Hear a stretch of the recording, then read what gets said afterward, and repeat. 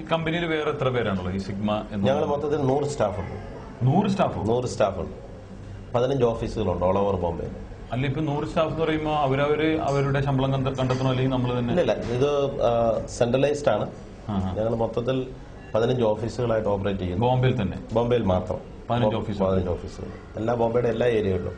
വിടി, fort, വിടി അല്ല, മറ്റേ ഛത്രപതി അവിടെ ആ ഏരിയ, ഫോർട്ട്, അങ്ങ് ഡോംബുവേലി മുതൽ ഡോംബുവേലി, താന, മുളൂൺ, ഗാഡ്കോപ്പർ, ഇങ്ങനെ വെസ്റ്റേൺ ലൈനിലൂടെ നിയറസ്റ്റ് മീര റോഡ്. സെഞ്ചുറി അടിച്ചിരിക്കണം 100 പേരെ. 100 സ്റ്റാഫ് ഞങ്ങൾ എപ്പോഴും മെയിൻറ്റെയിൻ ചെയ്യാറുണ്ട്. 100 സ്റ്റാഫിന് മുകളിലേക്ക് വരുന്ന വർക്കുകൾ വരുമ്പോൾ നമ്മൾ ഔട്ട്സൈഡ് ഏജൻസികൾ കൂടും. 100 സ്റ്റാഫ് എന്നുള്ളത് ഒരു 5 വർഷമായിട്ട് ഞങ്ങൾ മെയിൻറ്റെയിൻ ചെയ്യും. പാർട്ട്നേഴ്സ് എത്ര പേരാണ്? എത്ര പേര് ചേർന്നിട്ട്? ബേസിക്കലി ഒരു പ്രൈവറ്റ് ലിമിറ്റഡ് കമ്പനിയാണ്. 3 ഡയറക്ടേഴ്സ്. ഒരാൾ എൻ്റെ ബ്രദർ ബാബു മാത്യു. അദ്ദേഹം ജേർണലിസത്തിന് ഫീൽഡിലുള്ള ആളാണ്. ഇപ്പൊ റീസെന്റ് കലാകൗമുദിയുടെ എഡിറ്റോറിയൽ ബോർഡിൽ ഉണ്ടായിരുന്ന ആളാണ് ബാബു മാത്യു. പിന്നെ അടുത്തത് അഡ്വക്കേറ്റ് സാംജി ജോസഫ്. അങ്ങനെ ഞങ്ങൾ 3 ഡയറക്ടേഴ്സ്. അപ്പൊ ഈ സഹോദരൻ ഉണ്ടെന്ന് പറഞ്ഞല്ലോ, ജേർണലിസ്റ്റ്, അതുമാണോ ഈ സീക്കർ എന്നുള്ള? ഈ പബ്ലിക്കേഷൻ ബേസിക്കലി ബ്രദറിന്റെ ഇനിഷ്യേറ്റീവ്, താല്പര്യമാണ്. അപ്പൊ അതിന്റെ വിജയം എങ്ങനെയാണ്? അതായത് അതിന്റെ പബ്ലിഷ് ചെയ്യുന്നെങ്കിൽ അതിന് ചിലവുകളുണ്ട്, പ്രിന്റിംഗ് അങ്ങനെയുള്ള. അതെങ്ങനെയാണ് മീറ്റ് ചെയ്യുന്നത്? ഈ മിഡിൽ ലോവർ റേഞ്ചിലുള്ള പേപ്പറുകൾ അല്ലെങ്കിൽ പബ്ലിക്കേഷൻസ് പൊതുവെ സർവൈവ് ചെയ്യുക എന്നുള്ളത് ബോംബെയുടെ സിറ്റുവേഷൻ വളരെ ബുദ്ധിമുട്ടാണ്. മറ്റു സ്ഥലത്തും അങ്ങനെ ആയിരിക്കാം. ഹെവി പരസ്യങ്ങൾ കിട്ടും. ഞങ്ങളെ സംബന്ധിച്ചിടത്തോളം ഞങ്ങളുടെ ക്ലയൻസിന്റെ ഒരു അഡ്വർടൈസ്മെന്റ് ഇയർലി കോൺട്രാക്ടിന്റെ ഭാഗമായിട്ട് ഓട്ടോമാറ്റിക്കലി ഇതിലേക്ക് വരും. എന്ന് പറഞ്ഞാൽ ക്ലയൻസിന്റെ ഒരു വർഷത്തേക്കുള്ള മുഴുവൻ വേക്കൻസികളും ഇതിൽ പബ്ലിഷ് ചെയ്യും. അപ്പൊ ഇതൊരു മെയിൻ ബിസിനസിന്റെ ഒരു സപ്പോർട്ടീവ് ആയിട്ടും അതിന് ഫൈനാൻഷ്യലി സപ്പോർട്ടഡ് ബൈ സിഗ്മ. അതാണ് അതിന്റെ പൊസിഷൻ. അല്ല, അപ്പൊ ഇങ്ങനെ അവരുടെ അഡ്രസ്സും കാര്യങ്ങളും നോക്കുമ്പോൾ അവർ നേരിട്ട് ബന്ധപ്പെടാൻ നോക്കില്ല, നമ്മുടെ കമ്പനി വഴി പോകില്ലല്ലോ? അതൊരു പ്രശ്നമല്ല. കാരണം ഒരിക്കലും ഒരു കമ്പനി നമ്മുടെ ക്ലയന്റ് ആയി കഴിഞ്ഞാൽ പിന്നെ അവർക്ക് എവിടെ നിന്ന് ക്യാൻറ്റീനെ കിട്ടിയാലും നമുക്ക് വിഷയമില്ല. അല്ല, കിട്ടിക്കഴിഞ്ഞാൽ അതിന്റേതായ ബെനിഫിറ്റ് നമുക്കുണ്ടാവും. ഞങ്ങൾക്ക് ഇയർലി കോൺട്രാക്റ്റിലാണ് ഞങ്ങൾ പോകുന്നത്. ഒരു വർഷത്തേക്ക് ഒരു എമൗണ്ട് ഫിക്സ് ചെയ്യാണ് കമ്പനിയായിട്ട്.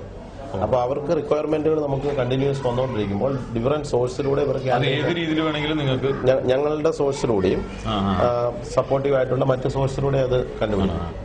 ഇനി നമുക്ക് ഫാമിലിയിലേക്ക് വരാം. കാരണം എപ്പോഴും ഒരാള് ജീവിതത്തിൽ ഒരു സ്വന്തമായിട്ട് ജോലി കിട്ടിക്കഴിഞ്ഞാൽ ഒരു വാഹനം മേടിക്കാനാണ് ശ്രമിക്കുക.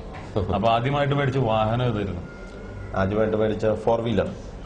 അത് 2 വീലർ. ആദ്യമായിട്ട് 2 വീലർ ആയിരുന്നു. ആദ്യമായിട്ട് മേടിച്ച ആദ്യം നടന്നായിരുന്നു അല്ലേ? ആദ്യം നടന്നായിരുന്നു. അതിനുശേഷം 2 വീലർ കാനറ്റിക് ഹോണ്ട. അതിൽ നിന്ന് ഹീറോ ഹോണ്ട ഫാഷൻ, പിന്നെ 800, ഇൻഡിഗോ, അസെന്റ്. അവിടെ നിർത്തി. ആക്സിഡന്റിൽ വരെ എത്തിയിരിക്കുകയാണ്. അപ്പോൾ വാഹനത്തിനെ കുറിച്ച് അറിഞ്ഞു. ഇനി ഫാമിലിയെ കുറിച്ചാണ് അറിയുന്നത്. എന്താ, ആരൊക്കെയാണ്? വൈഫും 2 പിള്ളേരും ഇവിടെ തന്നെയുണ്ട്. ഫാമിലി ഇവിടെ തന്നെയാണ്. കുട്ടികൾ എന്ത് ചെയ്യുന്നു?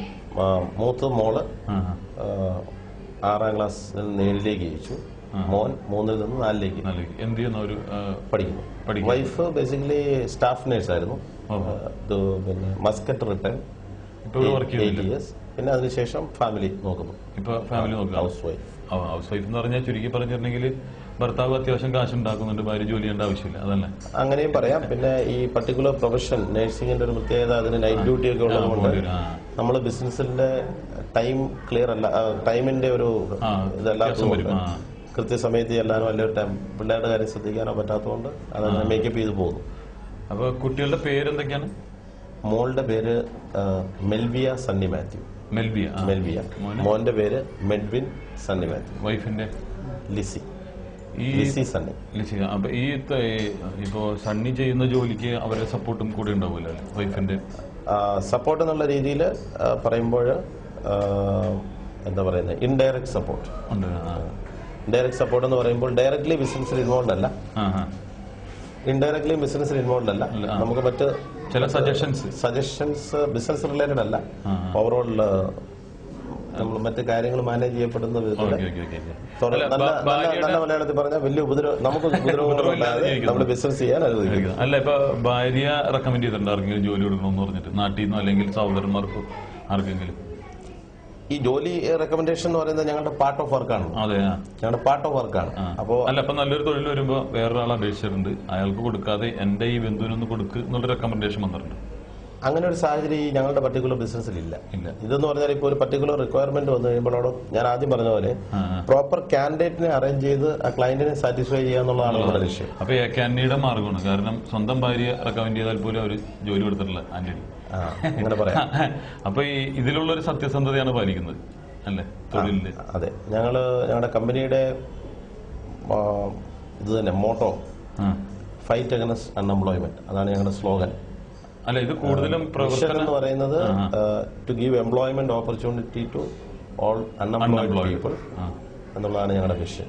അപ്പൊ ഇത് പ്രാവർത്തികമാക്കേണ്ടത് ശരിക്കും കേരളത്തിലായിരുന്നു അല്ലെ? മലയാളികൾക്ക് കേരളത്തിന്റെ പ്രത്യേക സാഹചര്യം റിക്രൂട്ട്മെന്റ് ബിസിനസ്സിന് അത്ര പറ്റിയൊരു സ്ഥലമല്ല. അതിന് കാരണം വെച്ചാൽ അവിടെ അൺഎംപ്ലോയ്ഡ് ആയിട്ടുള്ള ആൾക്കാർ ഒത്തിരി കൂടുതലും വേക്കൻസികൾ കുറവാണ്.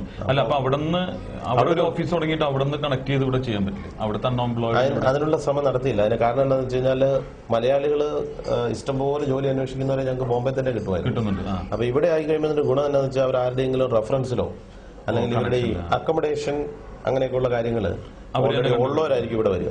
നാട്ടിൽ നിന്ന് കൊണ്ടുവന്ന് കഴിയുമ്പോൾ ആ പ്രശ്നങ്ങൾ ഭാഷയുടെ വലിയ പ്രശ്നം. അതുകൊണ്ട് അങ്ങനെ ഒരു ശ്രമം ഞങ്ങൾ നടത്തിയിട്ടില്ല. ഈ മലയാളികൾക്ക് ഒത്തിരി ജോലി കൊടുത്തിട്ടുണ്ടെന്ന് പറഞ്ഞല്ലോ. ഒത്തിരി. ഈ കൊടുത്ത ആൾക്കാർ ഏതെങ്കിലും കമ്പനി പോയി സമരം ചെയ്ത ചരിത്രമുണ്ടായിരുന്നു?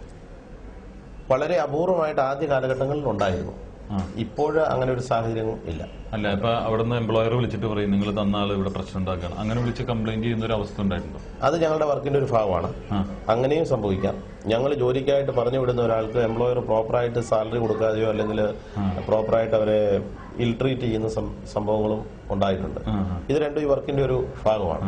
അത് ഞങ്ങളുടേതായ രീതിയിൽ ഞങ്ങൾ ഇൻവോൾവ് ചെയ്യാൻ പറ്റുന്ന മേഖലയിൽ ഇൻവോൾവ് ചെയ്യാം. അപ്പൊ ഇവരുടെ ജീവിതകാലം മൊത്തം നമ്മൾ അവർ ഉത്തരവാദിത്തപ്പെട്ടവരായിരിക്കും എന്ന് ശരിക്കും ഇതിനകത്ത് ഞങ്ങളുടെ ഒരു കൺസെപ്റ്റ് വളരെ ക്ലിയർ ആണ്. അതായത് ഒരാൾ നമ്മുടെ അടുത്ത് ജോലിക്ക് വരുമ്പോൾ അയാൾ ഞങ്ങളുടെ കാൻഡിഡേറ്റ് ആണ്. ആ കാൻഡിഡേറ്റിനെ ഞങ്ങൾ ഒരു കമ്പനിയിലേക്ക് വിട്ടു കഴിയുമ്പോൾ അവരുടെ സ്റ്റാഫാണ്. ഇപ്പൊ വേറൊരു കമ്പനിയുടെ സ്റ്റാഫിന്റെ കാര്യത്തിൽ ഞങ്ങൾ ഇടപെടുകയല്ല. സ്റ്റാഫ് അല്ലാതെ ആയി കഴിയുമ്പോൾ വീണ്ടും അവർ ഞങ്ങളുടെ കാൻഡിഡേറ്റ് ആണ്. ഓ, അങ്ങനെയാണ്.